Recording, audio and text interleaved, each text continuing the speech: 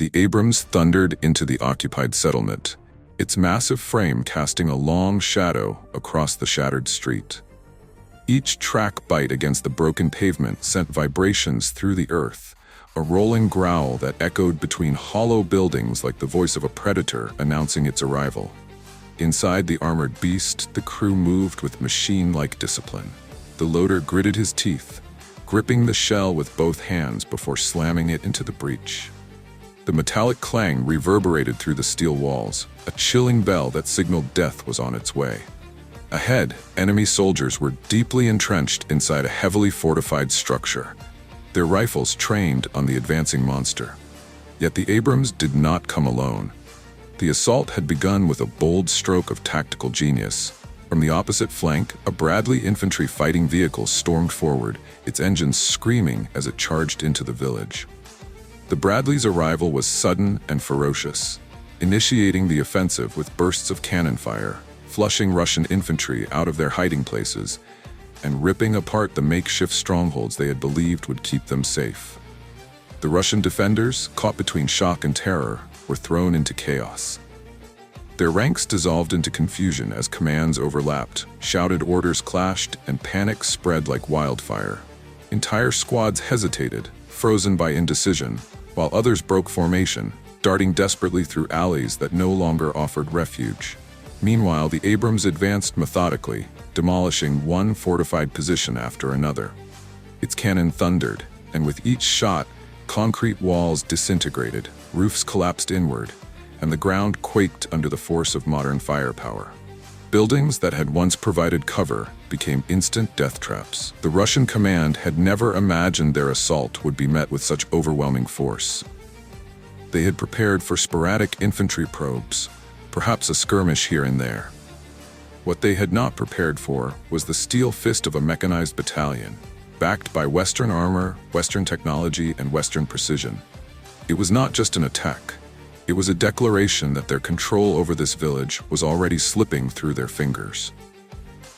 Driven from one ruin to the next, Russian soldiers scrambled to find shelter, ducking into basements, barricading themselves in hollowed-out homes, anything to escape the Abrams' merciless firepower. Yet each move only delayed the inevitable. One after another, their hiding spots were blasted open, their defensive positions obliterated in seconds. Only a handful of men managed to slip away, sprinting across alleys while debris rained down around them. At the same time, the Bradley pressed relentlessly from the opposite direction, tightening the noose.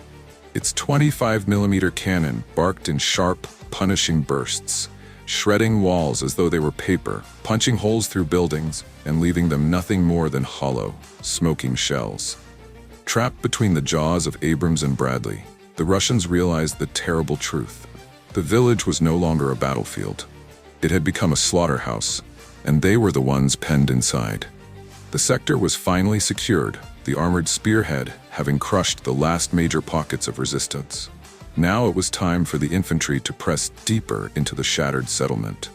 For the Azov fighters, this was the most punishing phase of the battle, grueling, unforgiving, and dangerous at every turn.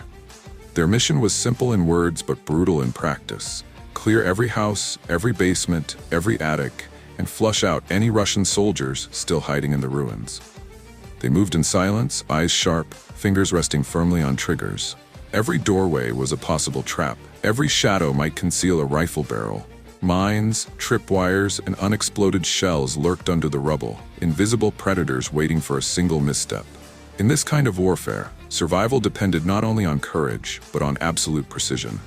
Every action had to be deliberate, every decision measured. One mistake could erase an entire squad in an instant. And then the inevitable happened, the first hostile contact. From the upper floor of a half-collapsed building, muzzle flashes erupted. Bullets cracked through the air, snapping off chunks of stone and ricocheting down the street. The squad leader did not panic. He lowered himself behind cover, grabbed his radio, and gave a terse command. Moments later, a new sound entered the battlefield, a buzzing, mechanical hum overhead. An agricultural drone, once designed to nurture fields with fertilizer and pesticide, had been reborn into a weapon of war. Beneath its frame swung a heavy anti-tank charge. The drone hovered, adjusted its angle, and then descended toward its prey. Seconds later, it released its burden. The explosion ripped through the building, sending a plume of smoke and flame into the air. The Russian squad inside, convinced they had found safety, was annihilated in an instant. The strike was surgical, merciless, and precise, the very definition of modern warfare. Without hesitation, the detachment pushed toward the next strong point. Russian soldiers had holed up inside, desperate to cling to any scrap of defense. But the Azov fighters advanced with a chilling rhythm, moving like clockwork. Watch how they covered one another. Every step intentional, every movement calculated down to the smallest detail. They advanced in pairs, one scanning windows while the other covered doorways. Their discipline forged through months of brutal combat. Suddenly, one fighter spotted movement inside. 3 Russian soldiers crouched near a shattered wall, weapons raised. The Ukrainian opened fire without pause. The call for surrender had been given, but the Russians refused. Their defiance was answered with deadly finality. An M67 grenade arced through the air, clattering against the floor before detonating. The blast turned the room into a furnace of steel and fire. When the dust settled, silence hung heavy. They could have survived, but they had chosen otherwise. Their chance was gone, lost forever in the smoke. Such are the merciless laws of war. The invader must either surrender or be annihilated. In this case, the Russians chose defiance, and their fate was sealed in fire. The position was cleared, the silence that followed serving as the only confirmation of victory. Once the fighters confirmed no more threats lurked within the rubble, they pressed on with relentless determination. This was not a reckless charge, but a careful, systematic advance. They carried under-barrel grenade launchers, using them to sweep rooms before entry. The thump of grenades echoed down empty corridors, explosions lighting up shattered interiors. This method reduced the need for close-quarter firefights, minimizing the danger of ambushes and giving the soldiers a better chance to survive. For them, every extra second of distance between themselves and the enemy was a lifeline. Yet even the most calculated tactics could not erase the brutal truth. In war, risk is inescapable. One soldier, rifle in hand, descended into a darkened cellar. The air below was damp, filled with dust and the acrid smell of gunpowder. Shadows seemed to shift with each flicker of his flashlight. A sudden movement, he fired, cutting down one enemy instantly. But the fight was not over. 2 more Russians crouched deeper in the gloom, unwilling to yield, their breathing ragged in the silence. For 30 long seconds, nothing happened. 30 seconds where every heartbeat echoed like a drum, where the soldier knew that death could come from any corner at any instant. War is savage, and it demands decisions without mercy. By the time the silence broke, the choice had already been made. One side lived, the other perished. Above, the hum of rotors pierced the air. A Russian surveillance drone circled overhead, its camera eye capturing everything below. It transmitted back to Moscow the grim reality unfolding. Azov fighters storming block after block, Russian troops being dragged out as captives, and entire defensive lines collapsing. In command posts far from the battlefield, officers barked frantic orders, their voices trembling as they demanded reinforcements to hold the settlement. The images were undeniable. What had been considered a secure position was slipping through their grasp. Hour by hour, house by house. Their answer came in steel. A BMP-3, engine roaring, hurtled toward the village. Clinging to its armor were elite special forces, the best Moscow had to offer, their faces set with grim determination. Dust rose in waves as the vehicle thundered across the field, its tracks grinding into the earth like claws. They believed they were charging in to turn the tide. But the Ukrainians had anticipated this move long before it came. Hidden in cover, operators launched the first FPV drone the instant the vehicle came into sight. It screamed across the open ground, closing the distance in seconds. The impact was catastrophic. The explosion tore through the BMP, engulfing it in flames. The commandos riding its hull were thrown violently into the air, their mission over before it began. In a heartbeat, the spearhead meant to reinforce the defense had been obliterated, reduced to burning wreckage and silence. The Ukrainians knew the battle was far from over. Their operators scanned the horizon through thermal scopes and drone feeds, eyes fixed on the open fields beyond the ruins. There, movement. Another armored carrier crawled into view, its bulk cutting across the charred earth like a steel leviathan. Coordinates were relayed instantly, and within moments the whine of FPV drones filled the air. They streaked low over the battlefield, guided with surgical precision toward their prey. The first drone struck the engine bay in a fiery burst, but the vehicle refused to die. Smoke belched from its rear, yet it lumbered forward, stubborn and defiant. A grenade launcher barked from a Ukrainian position, its round sparking harmlessly off the grill, leaving only a scar. Then the ATGM crew locked on. Their missiles streaked across the field, a lance of fire and steel. It struck with brutal impact, ripping apart the infantry clinging to the armor. The carrier staggered, wounded but not yet finished. More FPVs screamed into the sky one after another, their operators relentless.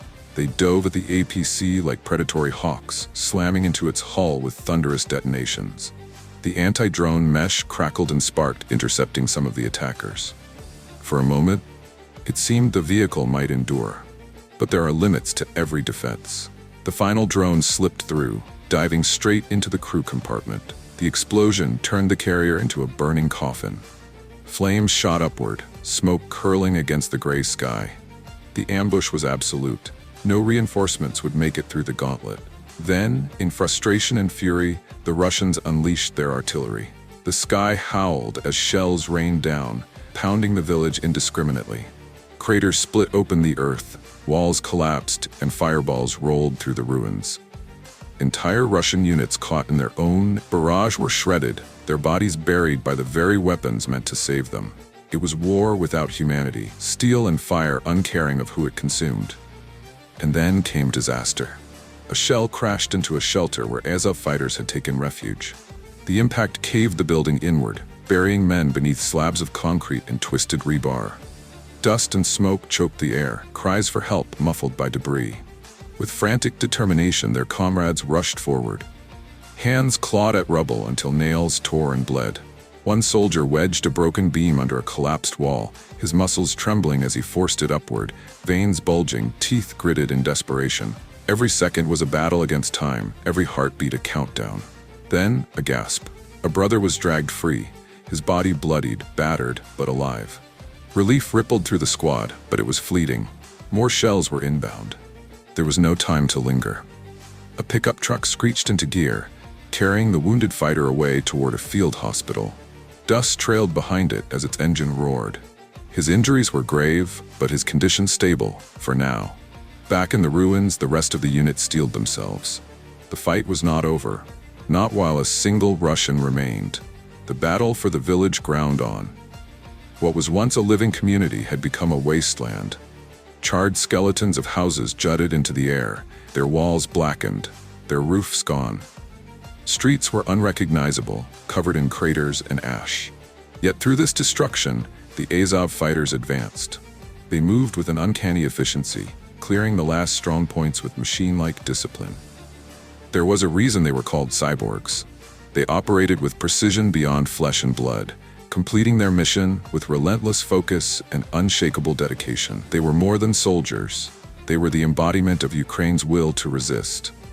In the final meters of the sweep, the settlement was secured. Among the rubble, a single Russian soldier was found alive, bleeding but breathing. He was given medical treatment, not as mercy, but as leverage. Soon, he would be traded for a Ukrainian captive. The operation was a success. The village was back under Ukrainian control, its defenders victorious and its casualties bearable. But the enemy was not done with desperation. Russian troops attempted one last escape. An armored supply carrier roared out of the village, its engine screaming, soldiers clinging to its sides in panic. Ukrainian drone operators tracked it instantly. A bomber drone ascended into the air, locked on, and dropped its payload with pinpoint precision. The blast tore through the infantry, shrapnel ripping bodies apart, while flames spread across the camouflage netting that covered the anti-drone shield. In panic, the Russians abandoned their vehicle, scattering across the dirt. But death pursued them. A second charge detonated directly above the driver's hatch. The man inside was killed instantly, his corpse slumping against the controls. Trapped by his body, the vehicle spiraled in endless circles, its tracks carving loops into the ground. The radio caught nothing but the monotone hum of the engine and the grinding of steel against earth. The final strike ended the madness. The drone plunged into the APC, detonating with violent force, ripping the carrier apart in a storm of fire and shrapnel. A soldier who had leapt free captured it all on camera. Footage of destruction that would echo far beyond the battlefield. In the nearby forest, a handful of survivors huddled in fear. Their radios crackled with desperate pleas for extraction. Plans were made for dusk, when the cover of darkness might hide them from the ever-watchful eyes in the sky. But there are no secrets from drones. Through the FPV feed, the evacuation truck was spotted, creeping along the dirt road. Those men had escaped death once, but survival in war is always temporary. To return to the front was to return to the grave. After enduring such terror, the thought of going back was unbearable. This was the fate of the occupier. Death was the only payment for invasion. The mission had been grueling, the cost high, but the Ukrainians endured. They had no other choice. They fought for their homes, their families, their very existence, and when dawn came again, they would fight once more. If you want more episodes, please like and leave a comment. Your support is the spark that keeps these stories alive. Until next time, stay tuned.